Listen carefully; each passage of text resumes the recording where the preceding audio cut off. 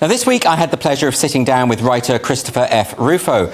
We discussed his brand new book, America's Cultural Revolution: How the Radical Left Conquered Everything, and what the path could be for a conservative counter-revolution. Let's take a look.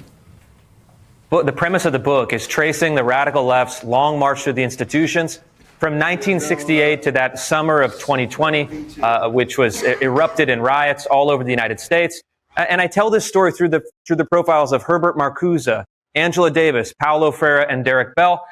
These are the pivotal figures in critical theory, starting from the philosophical underpinnings by Herbert Marcuse, the neo-Marxist philosopher, all the way to Derek Bell, who was the mentor and really the father figure for critical race theory in the late 80s and early 90s. And so it was a long, patient blitz through America's institutions. For many years, it happened really under the radar. The public was not aware of what was happening. But in that summer of 2020, I think it was clear to just about everyone, something has radically shifted in our institutions. This book explains exactly what happened and exactly why the world felt so different in the last few years. Well, let's start with the third section of your book, which is about Paulo Freire, who's the Marxist thinker. And you make a very convincing case that his views on education have really now taken hold and now dominate in education. That being the idea that education really isn't about learning how to read and write so much as about awaking critical consciousness. In other words, making kids woke. In other words, turning kids into activists. Is that where we are currently at the moment? Yeah, that's right. You know, Paulo Freire, who's not really a household name, is a huge name in academia. Paulo Freire is the third most cited author in all of the social sciences. His work has had a profound influence on graduate schools of education, which assign his book, Pedagogy of the Oppressed, almost as a biblical text for K through 12 teachers. And it's very simple. He believes that all education should be about awakening the revolutionary consciousness of students and then turning them against an oppressive society, and in our case, the United States, but more broadly, any kind of third world or first world, Eurocentric, colonizing populations. And we saw just this week the results of this ideology. You had academics, professors, and students cheering on the butchery of innocent people in Israel, using this false ideology, justifying it as an effort of decolonization. And so it's not just theory anymore. People are putting it into practice in the third world and would love to put it to practice in our countries as well. Well, as you mentioned in the book, Paulo Freire did actually say that revolutionary violence was an act of love. That was the phrase that he used to describe it.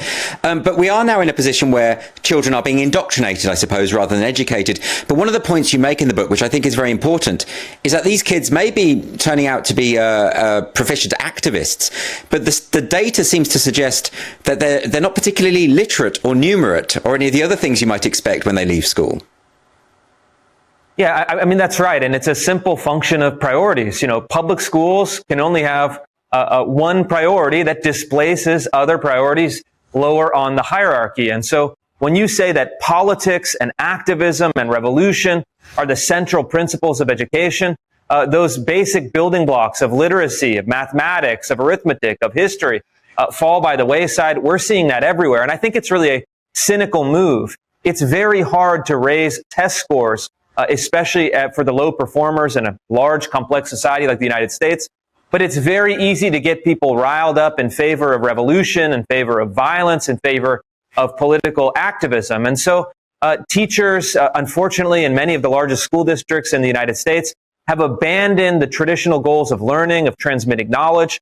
They've substituted it wholesale for BLM, for democratic socialism, for decolonization theory, and other ideologies which make their job easier in the short term, even if ultimately they're doing grave damage to our society. I wanted to ask you, you talk about the long march through the institutions, but to what extent do you think that this has been a planned, deliberate method? I mean, I know that the early architects of the idea of the long march through the institutions were explicit in their aims, but has it really played out that way? Or do you think that really this has kind of happened almost by accident? It's a combination of both. I think at the beginning it was a deliberate initiative. It was a plan. They had written about it in the late 1960s and early 1970s. But as you go over the decades, as these early conquests start to be achieved, as they get academic departments in universities, as they get DEI departments in later years, then it starts to become a decentralized process where all of these ideas travel mimetically. They travel through this process of osmosis through institutions. It's not a top-down ideology anymore. Unfortunately, it's a complex, networked ideology that works through incentives, that works through kind of copycat behavior. And so it's a difficult challenge. I've had people say, well, Chris, who's leading this? And we can maybe target that person or that organization and we could be done with it. I wish it were so, but unfortunately, this is something that is diffused through public life, diffused through institutions, and for that reason is much harder to defeat because it has many nodes that are operating simultaneously. I think that's such a key point, because I've always wondered why a lot of the critical social justice activists will cite Foucault and the postmodernists. They tend to not cite Herbert Marcuse, for instance, even though his essay on repressive tolerance feels like a kind of blueprint for the way that activists behave today, that violence is acceptable when it comes to shutting down any kind of right-leaning thought. So it's almost as though the activists have imbibed these ideas without necessarily knowing where they've got it from. Is that right? Yeah, that's right. I mean, I think they've boiled down now to slogans. There's really no one on the left that is doing the complex theoretical work like Herbert Marcuse. Look, I'm not a fan of Herbert Marcuse, but if you read his books, you know that he was a serious thinker. He was steeped in the philosophical tradition of the West, and so. But now we have something that is like Ibram Kendi, someone that deals in platitudes, someone that deals in slogans, someone that deals in very kind of simple level thinking. And so these people aren't reading the sources of their own ideology. They're merely repeating what they see on the streets, what they see in K through 12 classrooms, and what they see from these second-rate academics that have populated our universities. And so in some ways, if you read the book, America's Cultural Revolution, you will know left-wing ideology better than most of the people who are practicing it today. And this is really key. This is why I think people should definitely read the book. Is that part of the problem is a lot of people don't know what it is they're up against. I mean, this week we had the Black Lives Matter chapter in Chicago posting in support of terrorist activity, and people seem shocked by this. But of course, if you know about what BLM have written in the past, then you wouldn't be shocked. So is it really just a question of informing people about what the aims of these activist groups really are and how to sort of see through the linguistic tricks that they play? Yeah, that's right. I mean, activist groups in the modern period have done very sophisticated language work, laundering their violent and decolonial ideologies through very anodyne, very warm, very friendly language. I mean, if you think about the words themselves, Black Lives Matter, that's, tautological. It's something that no one could disagree with. But when you actually say, okay, well, we agree on the premise, what do you want to see as a practical output? They want to see violence. They want to see decolonial action. They want to see the seizure of wealth and redistribution of wealth along racial lines. They want to see the obliteration of the American Constitution. And so when you actually get specific, and one of the key questions that I answer in the book, but I think is also essential for people at home to ask is, what do they want? Ask that question over and over and over until you actually get concrete answers. It's going to look very different than the slogans that you'll see that are more media friendly. And for people to be alert to how present the activists are in our everyday lives. What we see as diversity, equity and inclusion departments or HR departments, these are actually mechanisms to deliver these ideas that you talk about in the book. I mean, you talk about how critical theory has effectively morphed into DEI. Is that right? Yeah, that's right. And I think that the events of this week have really driven home this point. DEI departments for now many years have gone into hysteric fits about microaggressions, about offenses to African-American hairstyles, about secret coded language that has some malign intent. I mean, all of these, in a sense, trivialities draw these huge condemnations from DEI officials.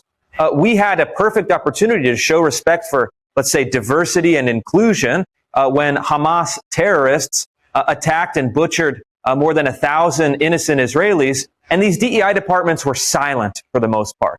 They didn't release statements. They didn't go into a kind of moral cause. They didn't hold lectures and events on campus to promote tolerance, to promote inclusion, to fight actual violent hatred. And so that really shows you that these are not institutions that actually promote what they say they're promoting. They're institutions, for the most part, that are practicing a very hard left ideology, using public funds, using public universities, not actually to promote any kind of inclusion in a human sense, but to promote left-wing ideology under the guise of those very phrases. And we are running out of time, but since you mentioned higher education, I think that's a really key element to your book, is talking about not just how these ideas have permeated society as a whole, but how really the engine of all of this is academia. What can be done about the groupthink in academia? You very clearly chart the way in which universities have effectively become echo chambers, where to have a more right-leaning or conservative point of view makes you a kind of pariah. And we are at that situation now. So what do we do to kind of reinstall diversity of ideas of thought into the university system?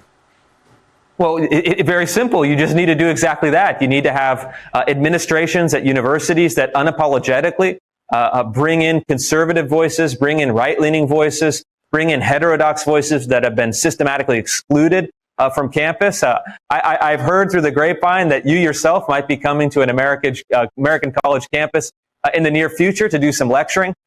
These kind of initiatives are very important, and I think that we need administrators and trustees with the backbone to say, if we're going to have a classical liberal arts education, if we're going to really be educating students, we need to have a wider variety than just Paulo Freire, Angela Davis, and Herbert Marcuse. Absolutely, Christopher. And I'd heard that rumor too, so I'll look into that. Thanks so much for your time, and congratulations on the book. Thank you.